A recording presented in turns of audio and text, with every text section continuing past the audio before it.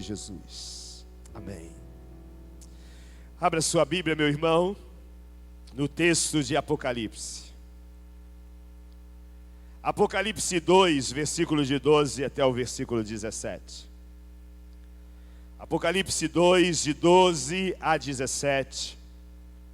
O tema desta noite é renúncia. Olhe para as oportunidades. Baseado no texto de Apocalipse, capítulo 2, 12 a 17, acompanhando o nosso estudo. Hoje pela manhã estudamos a carta de Esmirna e agora vamos estudar através da carta de Pérgamo. Apocalipse capítulo 2, versículo 12 a 17 diz assim: Escreve ao anjo da igreja em Pérgamo: assim diz aquele que tem a espada afiada de 2 gumes. Sei onde habitas, onde está o trono de Satanás, mas conservas o meu nome e não negaste a minha fé, mesmo nos dias de Antipas, minha fiel testemunha, que foi morto entre vós, onde Satanás habita. Entretanto, tenho algumas coisas contra ti, porque tens aí os que seguem a doutrina de Balaão, que ensinou Balaque a fazer os filhos de Israel pecarem, induzindo-os a comer das coisas sacrificadas a ídolos e as prostituírem. Assim também tens alguns que de igual modo seguem a doutrina dos nicolaítas. Portanto, arrepende-te. Se não te arrependeres, logo virei contra ti e lutarei contra eles com a espada da minha boca. Quem tem ouvidos, ouça o que o Espírito diz às igrejas. Ao vencedor darei do maná escondido e uma pedra branca, na qual está escrito um novo nome que ninguém conhece, a não ser aquele que o recebe. Eu quero começar pensando com você sobre esse tema. Renúncia. Olhe para as oportunidades. Era exatamente isso que o Senhor Jesus, quando apresenta-se a João, mandando que a carta fosse direcionada àquela cidade chamada Pérgamo, eles pudessem renunciar e olhar e ter a oportunidade de perceber o que Deus queria falar. Eu quero começar pensando com você, então, a partir desse tema sobre as verdades de Pérgamo. O que era Pérgamo? Que cidade era essa? Segundo os historiadores, a cidade de Pérgamo era uma cidade muito bem sucedida. Era uma cidade marcada por sua arquitetura. Era uma cidade onde muitas pessoas iam e eram atraídas por conta dessas arquiteturas que lá estavam. Mas não só por isso. Segundo os historiadores, Pérgamo era uma cidade de atração, porque lá estava o Deus Salvador, e Deus com letra minúscula. Por que com letra minúscula, pastor? Porque lá existia um templo especial a Esculápio. Quando vocês veem hoje, por exemplo, o símbolo da medicina com aquela serpente, podem se lembrar deste Esculápio. Porque Esculápio, naquela época, segundo a tradição greco-romana, a mitologia dizia o seguinte, que existia um templo do deus da medicina, do Esculápio. E ali então era um templo cheio de serpentes. E imaginem vocês, sabe qual era a tradição? Levava-se o doente e esperava que a serpente passasse por cima daqueles que estavam enfermos. No momento em que a serpente fosse passando por cima dos enfermos, então eles eram curados. Era a mitologia grega, e era uma mistura exatamente desta ideia. Então todos eram atraídos para a cidade de Pérgamo, por conta deste fato de Esculápio, o deus da medicina e da cura, está presente ali. Mas não só por isso, também a gente pode, de alguma maneira, pensar que ali existia um templo muito famoso, era o templo a Zeus. Era um outro deus da mitologia também. E estava presente ali, então, naquela cidade de Pérgamo existia alguns seguidores de Zeus. No ano 29, o templo do imperador Augusto é então erigido ali, é erguido naquele local, e as pessoas então começam a vivenciar este fato, este momento, e todos precisavam adorar este imperador. O imperador tinha força, o imperador tinha, de alguma maneira, grande influência na cidade. E todos aqueles que não se rendiam ao imperador eram mortos, eram de alguma forma sacrificados, eram castigados, eram de alguma maneira maltratados e desconhecidos. Mas aí então diz a palavra do Senhor que a evidência de Pérgamo, da igreja que ali estavam, é muito interessante. Quais eram as evidências da igreja? Primeiro, elas estavam inseridas dentro de uma cultura mundana. Ali existiam alguns que o autor, que João vai escrever e que o Senhor coloca como um ato difícil, ali existiam então aqueles que seguiam a Balaão, seguiam a doutrina de Balaque. Ali estavam alguns que, de alguma maneira, seguiam os nicolaítas. E quem eram os nicolaítas? Os nicolaítas eram os adoradores da orgia sexual. Eram os que viviam de prostituição, e isso começava já acontecendo dentro do próprio templo. Ali existiam aqueles que, de alguma maneira, estavam envolvidos pelas obras de feitiçaria, pelas obras também do materialismo, onde o dinheiro valia muito. Por isso, a ideia da doutrina de Balaão. Essa doutrina que lá em Números mostra a história deste homem. Balaão foi alguém que era um profeta de Deus. E Balaque é alguém que é orientado a buscar Balaão. E qual era o problema? O problema era o seguinte: eles já conheciam a fama do povo de Israel. E aí diz a palavra de Deus lá em Números, no Antigo Testamento, que então Balaão é, em algum momento, visitado por alguns discípulos de Balaque. E eles então dizem o seguinte: olha, o nosso rei mandou dizer que é necessário que você suba conosco e que você amaldiçoe o povo de Israel. Balaão então diz: não, mas eu não posso de maneira alguma amaldiçoar aquele que Deus já abençoou. Só que Balaque manda uma oferta para Balaão. E a oferta é a seguinte: olha, se você for e amaldiçoar o povo de Israel, o rei vai lhe dar muito dinheiro. Mas Balaão conhece o povo de Deus e conhece Deus. E diz o texto que então Balaão faz o seguinte: eu vou consultar Deus. E naquela noite Deus diz para Balaão: você pode até ir, mas não vai de maneira alguma fazer nada com seus lábios acerca do meu povo. E Balaão vai. E quando Balaão vai, então vocês já até sabem dessa história, a mula de Balaão se nega a continuar o caminho, porque diz o texto que a mula vê o anjo do Senhor.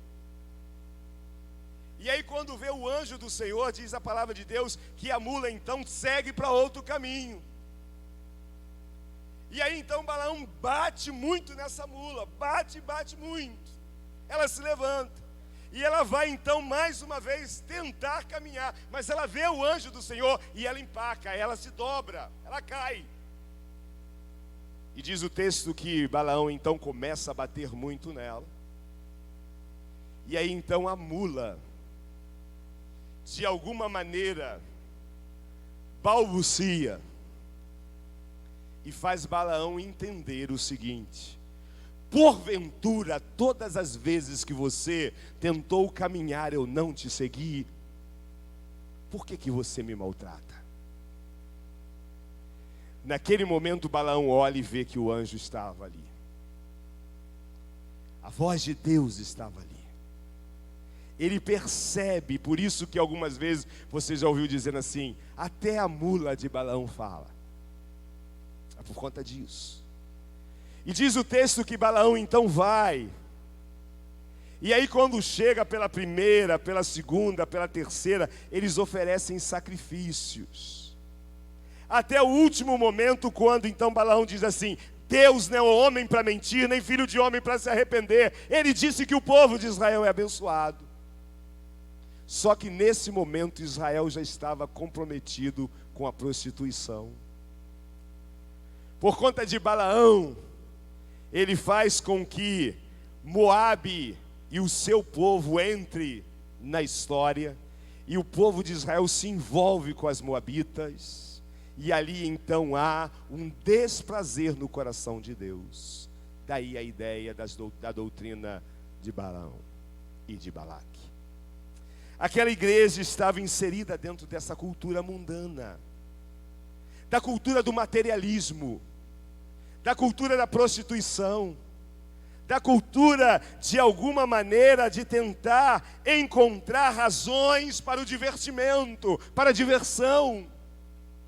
Aquela igreja era muito interessante porque, apesar de estar dentro desse contexto, ela tinha uma coisa positiva: ela não negava a Cristo. E é muito interessante que você pode ver no texto que a palavra de Deus vai dizer isso. Eu tenho em seu favor que você não negou a fé. Eles não negaram Cristo, não. Eles viveram o sacrifício de Antipas no boi de bronze. Quem foi Antipas?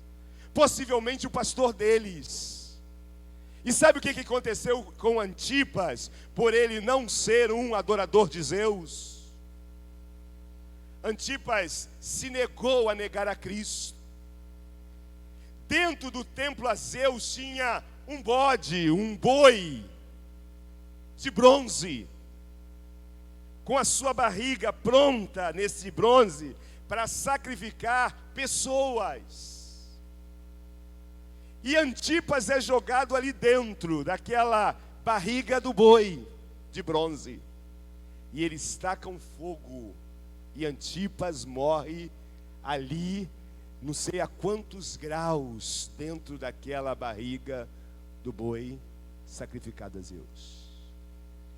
E é por isso que o Senhor aparece e diz o seguinte: você não negou a fé, nem mesmo quando o Antipas, meu servo, minha fiel testemunha, vocês não me negaram. Eles não negaram. Mas onde estavam as críticas de Deus para aquela igreja?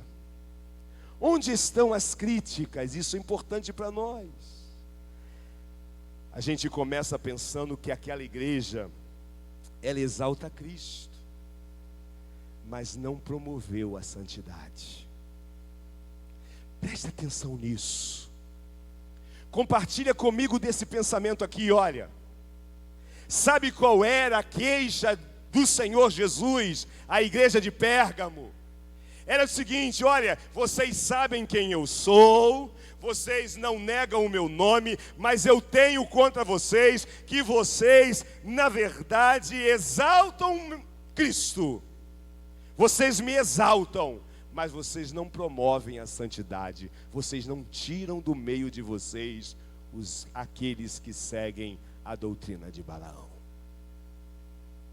Vocês não tiram da vida de vocês os nicolaítas, os prostitutos, os adúlteros, aqueles que estão e dizendo que Cristo é Senhor, mas que não mudam de vida. Eu tenho contra vocês, diz o texto, que vocês exaltam o meu nome, não negam minha fé, não desanimaram nem mesmo quando Antipas foi queimado. Mas eu tenho contra vocês porque vocês não retiram aquilo que não me agradam. Vocês continuam na doutrina de Balaão, ensinando as coisas que levam a sacrificar a ídolos e a se prostituírem. Uma igreja que amava a Cristo, mas que não promovia a santidade. Que preocupação para mim. Que preocupação para você. Há muitas pessoas que conhecem Cristo, mas não querem santificação.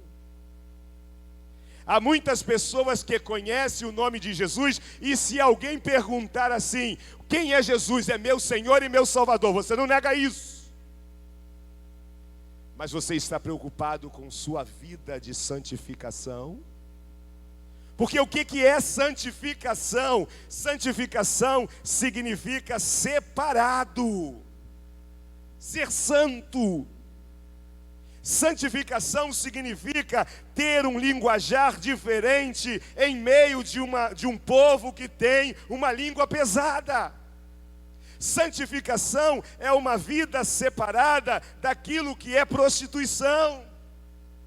Santificação é separação de uma vida que não tem compromisso com o Senhor. E agora sim eu entendo que eu sirvo a Cristo, e porque sirvo a Cristo, eu quero honrar a Cristo, e o meu testemunho pessoal tem peso. A igreja se contaminava com a prática pecaminosa, se assemelhando a padrões sociais da época. Eu tenho contra vocês, que vocês têm alguns no meio de vocês que seguem a doutrina dos nicolaítas. No meio de uma geração corrompida e perversa, diz o apóstolo Paulo, vocês têm que brilhar como luz, como astros. A igreja precisa ter esse compromisso, meu irmão, porque senão nós nos acostumamos, e vamos nos acostumando, e vamos tendo gosto do pecado, e vamos achando que tudo é natural, e a sociedade é isso mesmo, e se é isso mesmo, o que tem a ver? E porque não tem nada a ver, eu começo a fazer também. Isso não é bem assim, isso é assim, e o que importa é a minha cabeça, o que importa é a minha cabeça, e por conta disso você cai no relativismo, e quando você cai no relativismo, você está pronto a abandonar a fé, porque a verdade de Deus começa a não ser a autoridade sobre sua vida, porque você começa a relativizar tudo, e aí a partir daí você pensa assim, isso não é bem assim, é de acordo com o que eu penso, e quando você começa a achar que você pensa, você se acha dono da verdade, e a verdade que é de Deus fica em segundo plano.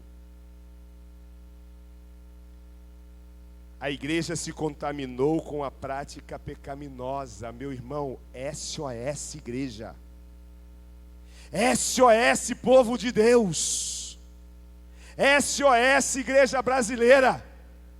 Porque, meus irmãos, nós estamos vendo a cada dia mais um grande problema acontecendo.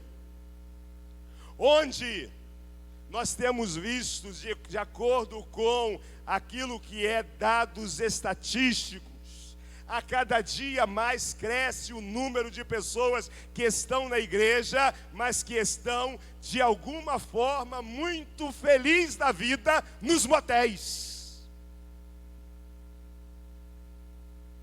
Onde ser namorado e ter relações sexuais é a coisa mais natural do mundo. Onde alguns pais começam a ter uma cama de casal para o filho solteiro, porque é melhor aqui em casa do que no motel. Nós estamos vivendo um momento tão difícil, em que crentes estão achando a coisa mais natural do mundo a pena de morte. Em que crentes estão achando a coisa mais natural do mundo o aborto. É melhor o aborto do que uma criança sofrida? SOS igreja. Nós estamos vivendo um momento tão complicado como igreja, que as práticas dos nicolaítas estão infiltradas e nós não estamos percebendo. Porque a ideia é o seguinte: o que importa é ser feliz, pastor. Mesmo que isso não seja a verdade de Deus.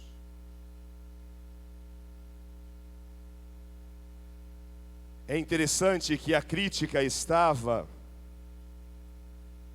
diante do fato de que a igreja crê em Cristo, mas não tem a plena satisfação de Cristo.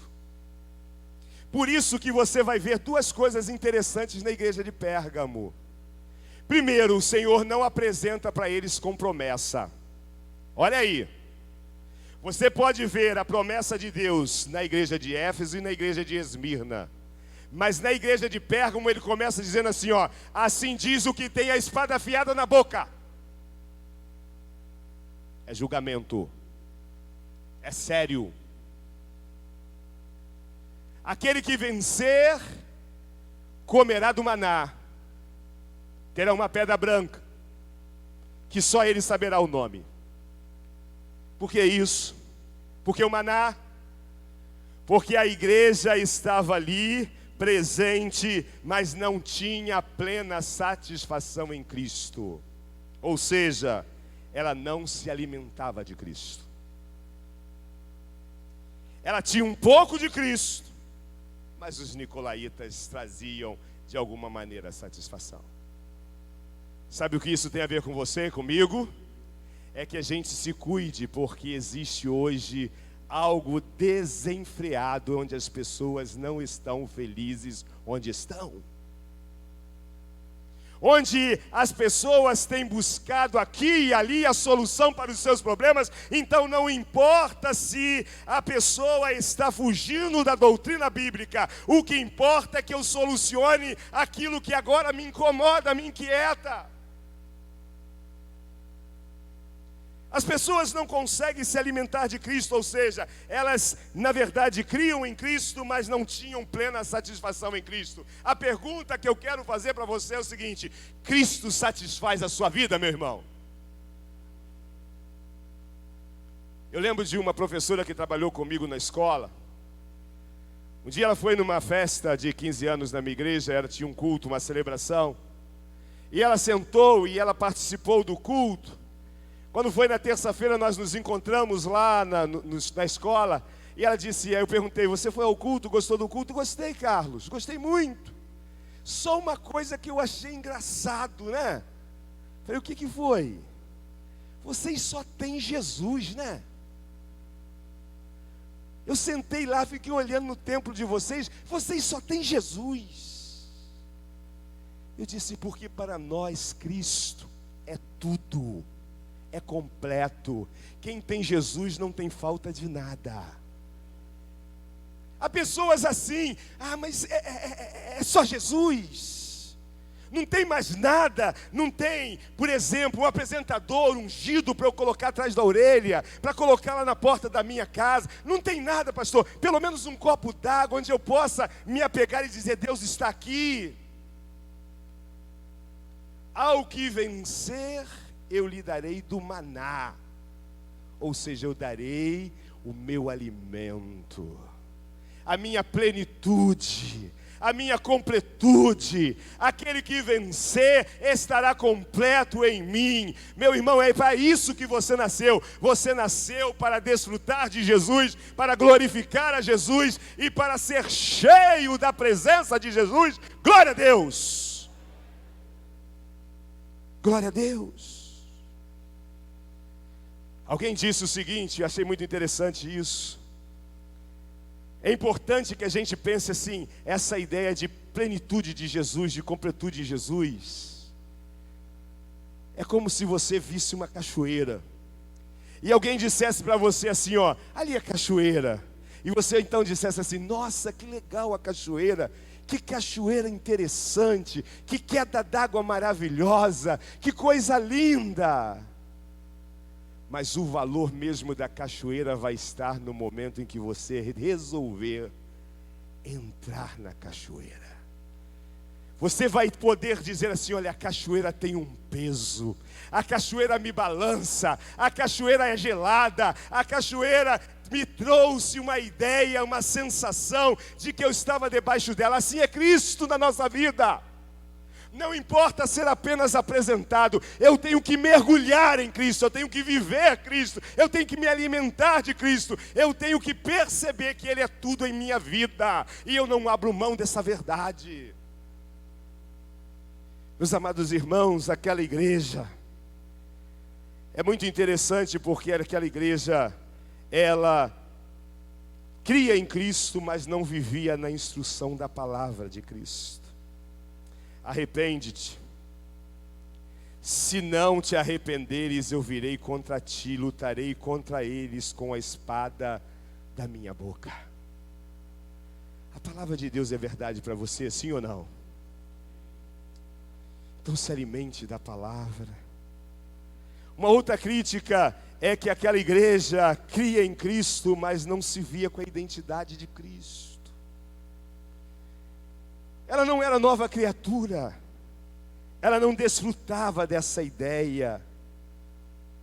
E aí, quando a gente para e pensa nisso, eu quero pensar com você o seguinte: renunciar e olhar as oportunidades, olhar para as oportunidades, é você perceber que a palavra de Deus é que sonda os nossos corações. Aquele que fala contigo é que tem a espada de dois gumes, que divide a tua história.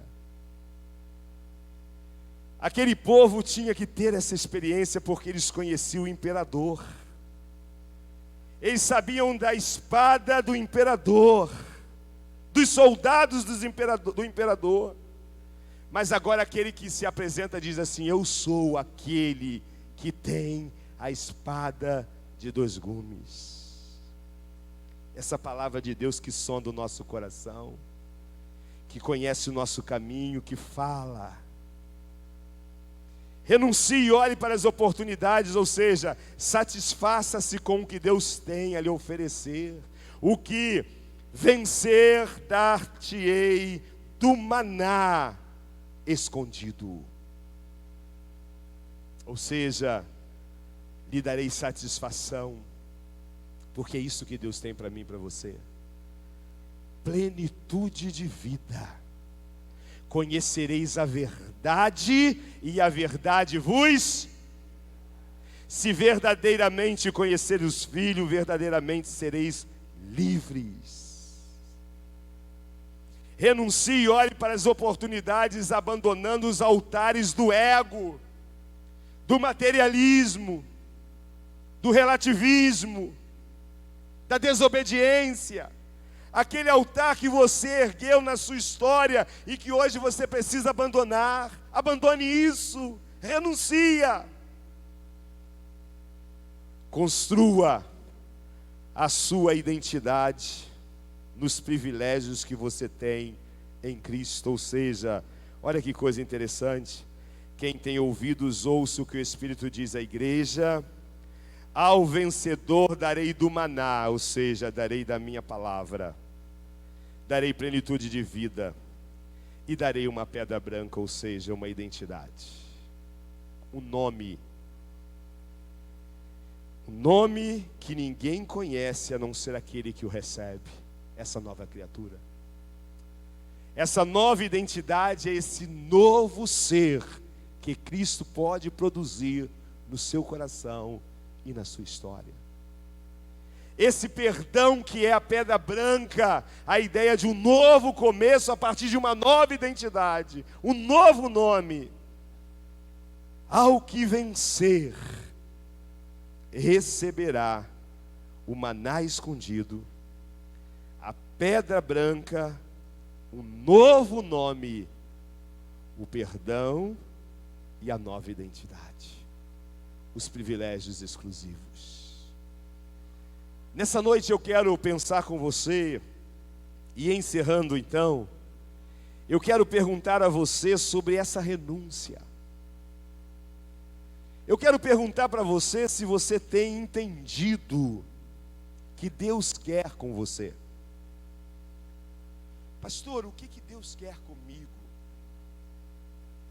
Deus quer com você uma identidade nova. Deus quer com você uma vida moldada por Ele. Uma obediência exclusiva a Ele. Onde os valores deste mundo entregue ao maligno não faça parte da sua história. Em que você saiba que o que é pecado e o que é verdade de Deus é verdade de Deus. Onde você não abra mão daquilo que Deus lhe prometeu. Porque, meu irmão, conforme eu disse hoje pela manhã, essa vida é de guerra. Nós estamos numa batalha. E é uma batalha, neste momento, travada entre o bem e o mal, e você não consegue ver. Mas o inimigo das nossas almas veio para matar, roubar e destruir. Mas o Filho de Deus veio para que nós tenhamos vida, e vida em abundância, vida plena. Mas para isso eu tenho que tomar uma atitude. E a atitude é de santificação. Em dizer para Deus, não vivo mais eu, mas Cristo vive em mim.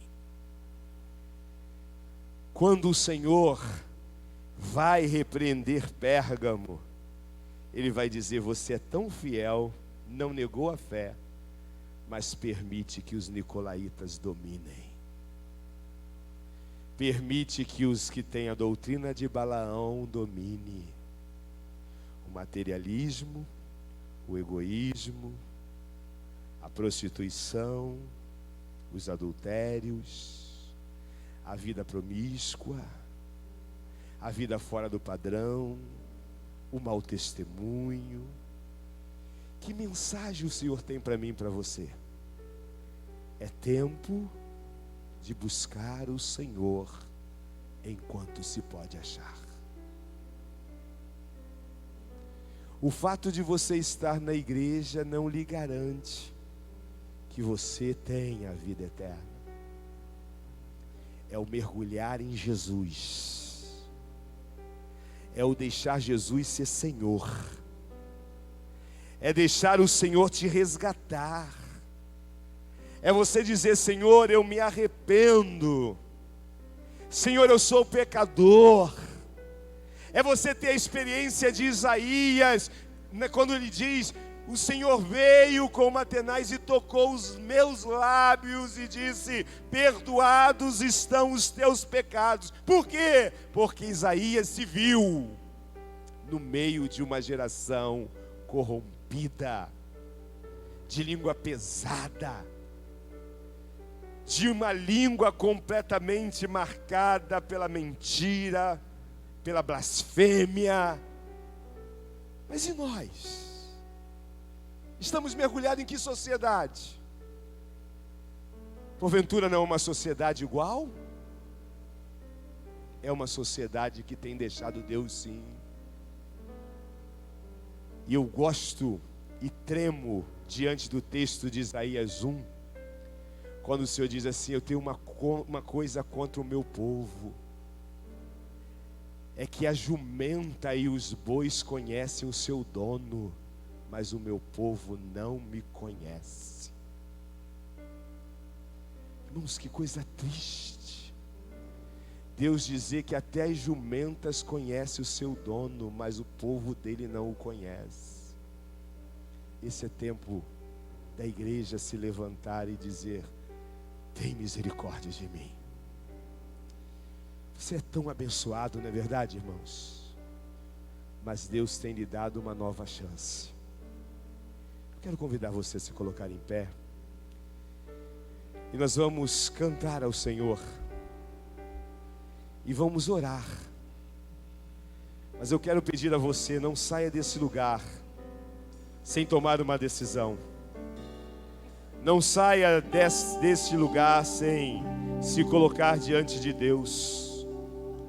Peça ao Senhor que nesta hora toque nos teus lábios, na tua vida. Conserte o que precisa ser consertado. se reconcilie com Deus, busque a vontade de Deus, ame a Deus de todo o seu coração e de toda a sua alma. Ao que vencer, dar-lhe-ei de comer do maná, lhe darei uma pedra branca e com um nome, em que somente o que recebe saberá o nome.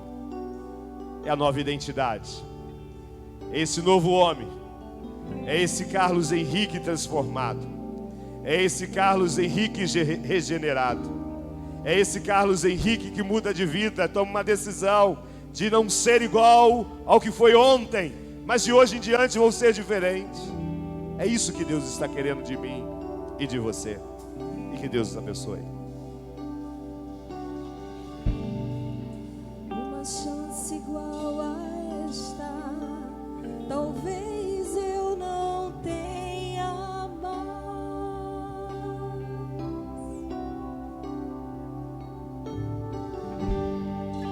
Quero estar em tua presença, nem que seja a última vez.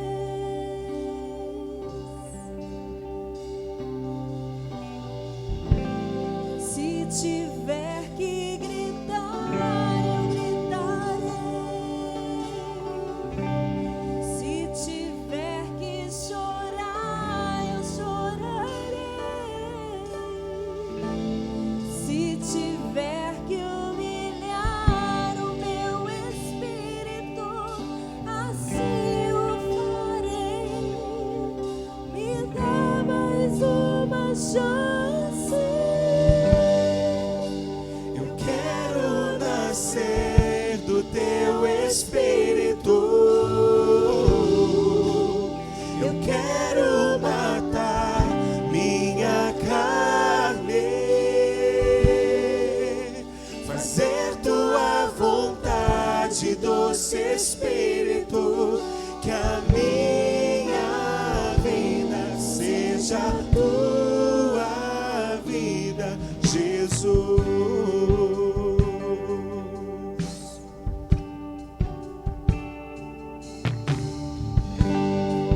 Uma chance igual a essa, talvez eu não tenha mais.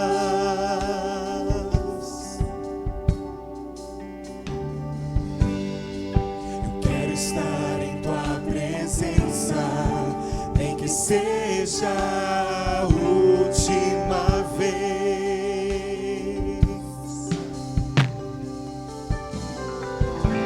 Se tiver que gritar, eu gritarei.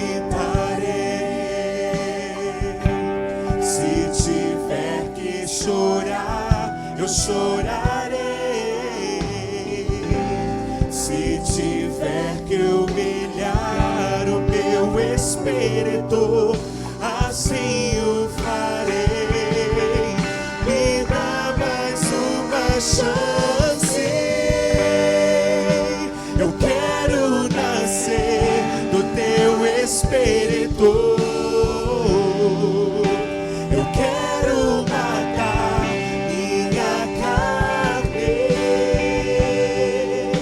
fazer tua vontade, doce Espírito, que a minha vida seja tua, Jesus. Eu quero nascer do teu espírito. Eu quero matar minha carne, fazer tua vontade, doce Espírito, que a minha vida Seja tua vida, Jesus. Eu quero orar por você. Eu quero pedir a você que nessa hora olhe para dentro de você mesmo e que você deixe Jesus tocar em você. O que nesta noite lhe impede de tomar uma decisão ao lado de Jesus? O que impede você de nesta noite recomeçar, trazer a oportunidade para você mesmo de ter uma vida nova diante do Senhor. Eu quero convidar você a orar comigo.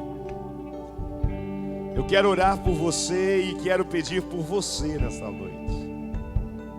Se nesta noite há alguém aqui precisando, entendendo, se colocando diante do Senhor, esta é a oportunidade. E eu quero orar por você. Baixe sua cabeça. Eu quero convidar você a entregar a sua vida ao Senhor. Eu quero entregar ao Senhor o que sou e o que tenho. E quero convidar você a fazer o mesmo também. Você que é membro da igreja, diga para Deus: Senhor, santifica a minha vida. Eu não quero sair daqui igual. Eu quero ser diferente. Ah, Deus, em nome de Jesus, nós estamos aqui nesta noite, Pai, te peço por cada vida que se encontra nesse lugar, que ouviu a Tua palavra, que sai daqui entendendo, ó Deus, a mensagem direcionada naquele tempo para Pérgamo, mas que nessa hora tem também, ó Deus, mensagem de vida para nós. Senhor, eu quero te pedir, Senhor Deus, que em nome de Jesus, todos nós saiamos daqui certos de que o maná do Senhor já tem nos sido dado, Pai. Queremos viver de Cristo, queremos nos alimentar da palavra do Senhor e, ó Deus, estarmos satisfeitos com a presença viva de Cristo.